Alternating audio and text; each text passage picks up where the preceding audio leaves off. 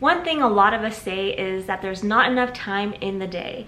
And unfortunately, time is something that we cannot create more of, but with a few simple strategies, you can use your time more effectively. Today, I'm going to share 10 simple time management and productivity tips to increase efficiency, whether it's at home or in the workplace. These are simple and intentional strategies that are either going to make you more organized or just allow you to have more time in the day to do things that you actually want to do. This video is in part of the Mega Motivation collaboration with Dawn the Minimal Mom and several other YouTubers who are also sharing their top favorite management tips, so make sure you check out the playlist link down below. Also, if you are new, I make videos all about minimalism and simple living, so if that sounds interesting to you, make sure you hit that subscribe button below. My first tip is to write a to-do list. So you have to figure out what works for you, whether you write your to-do list on your phone, on your computer, on a planner, or even a sticky note that you stick on the fridge. You have to find out what works best for you. A lot of the times we will keep things that we need to do in our head and we never write it down. And when that happens, it can be easily forgotten. So make sure that you write it down, because really, when you see something visual, you are more likely to remember something, so try to figure out the best method that works for you. Keep a visual list somewhere you're likely to see it, and you'll find it easier to know what needs to be done, see what's most important or urgent.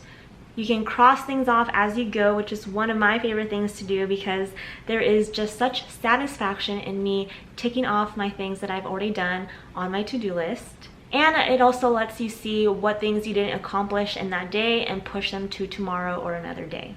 My next tip is to use a calendar, and similar to the first tip, you have to find out what method works for you.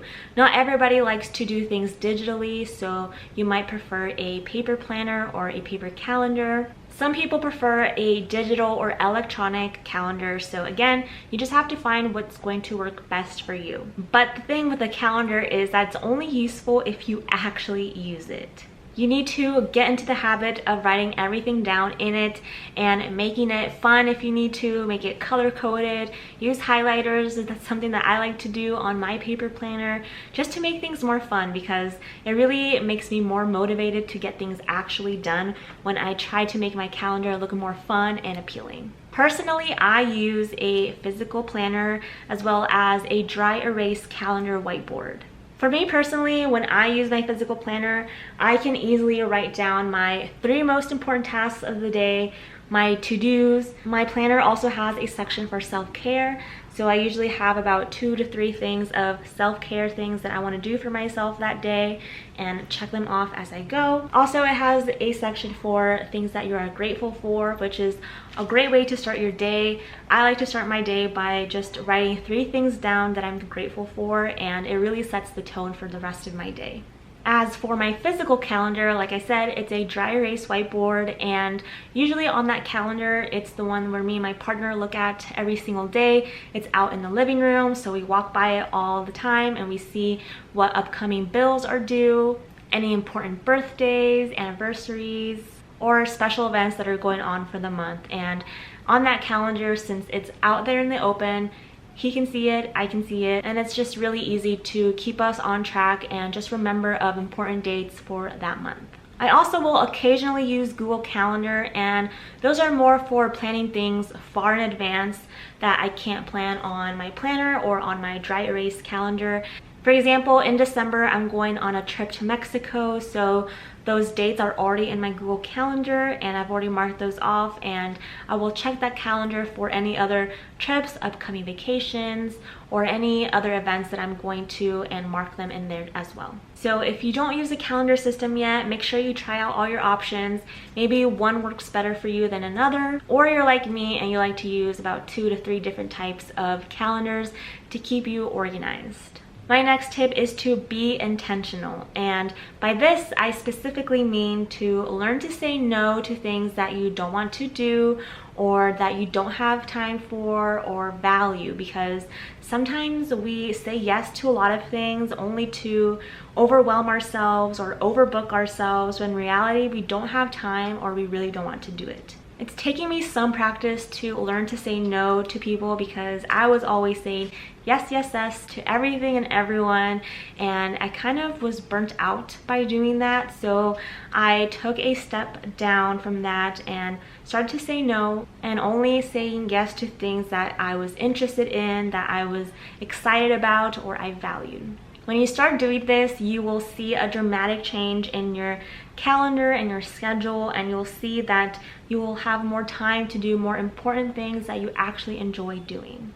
Remember, when you say yes to one thing, you say no to another thing. If you're one of those people that say yes to everything, it just takes practice to learning to say no to people.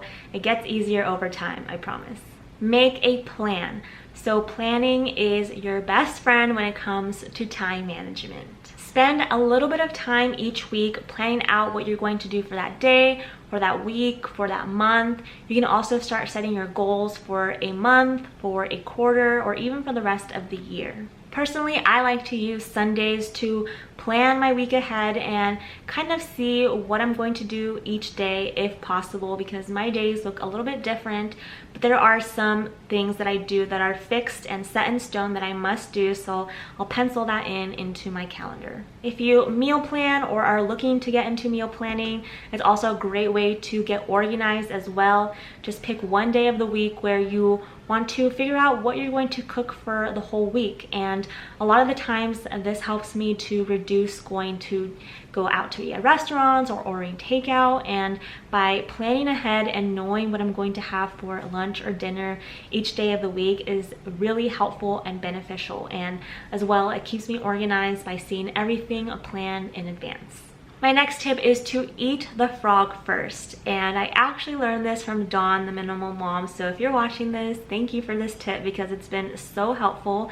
I learned about it a couple years ago, and essentially what it is that you are doing the tasks first that you are not so excited about, that you tend to procrastinate on, and do them first to just get them out of the way. Once you eat the biggest frog first, you're going to see that your to-do list is going to be so much simpler and easier to manage after you do that one task that is just daunting and you do not want to do. For example, one thing I always procrastinate on is folding my laundry, and I know if I just put it off to the side or leave it in the dryer or in the laundry basket, I am just going to dread folding it, and the longer it just sits there, the more I do not want to look at it or avoid it. So now the first thing that I do after my clothes are done drying, I will fold them right away instead of pushing it to the side and leaving it sitting there, because it will go forever just sitting there and being untouched. So now I try to do that first and just get it out of the way.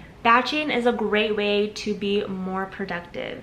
And if you're not familiar with the term, batching just means grouping similar like tasks together and doing them all at once. One thing that I have found when I don't batch things together is that it kind of gets harder to get motivated or be focused on the new task, especially if I'm switching back to the old task after I'm done doing the new one. So it's just so much simpler to just batch similar things together and do them all at once instead of splitting them up.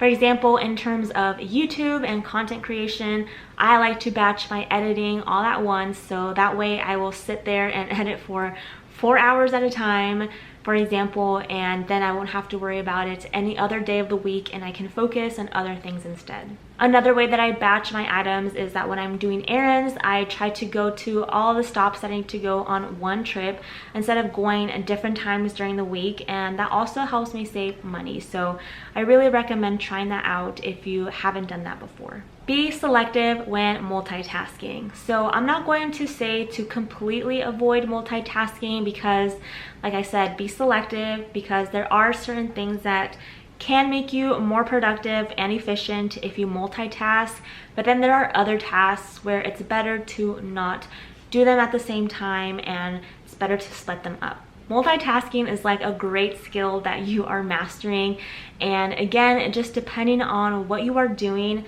sometimes it's better to spread them apart, do them on different days, because you can actually waste your time if you multitask on things if you're not focusing on one thing at a time.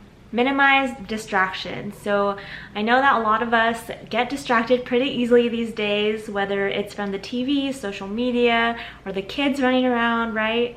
And unfortunately, these can help us lose focus and not help us get our stuff done. When I'm working on something important, I will usually pop in my headphones and listen to some calming playlist or the focus mode playlist on Spotify.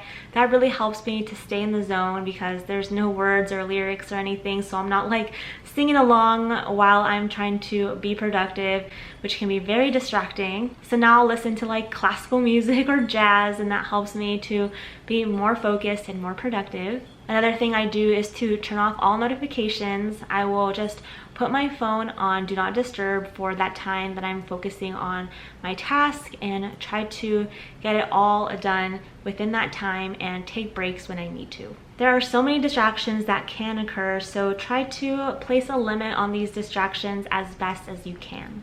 Delegate when needed. So as much as we all want to be superheroes, we can't do everything ourselves. One thing that I found it hard at first was asking for help when I needed it. I would try to do everything myself because sometimes you think that your own way is the best way, or you might just not like the way that someone else does the task for you. But you have to be okay with it because it's going to save you so much time and even just be less stressful for you by delegating your work with your partner, with your kids. So asking for help will go a long way. And my last tip is to declutter. And this isn't necessarily a time management tip, but decluttering does make you more productive and efficient when working on something at hand. By decluttering your workspace, your kitchen, your clothing, you're going to be able to find things more easier, which is going to save you more time and again, just have less stress in your life because you're not going to be looking all over the place for whatever you're looking for. If you are looking for some decluttering motivation, I do have a ton of videos on my channel where I share tips as well as I show you my decluttering process. So I'll also leave a link of that down below. So those are the simple time management tips that have helped me be productive. I hope you found them helpful. Be sure to let me know in the comments below what your favorite time management tip is that I didn't mention, because I'm sure I can learn from you and as well as other people in the comments. Don't forget to check out the collaboration playlist down below for more videos on top time management tips.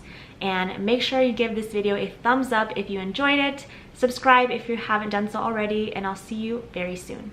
Bye.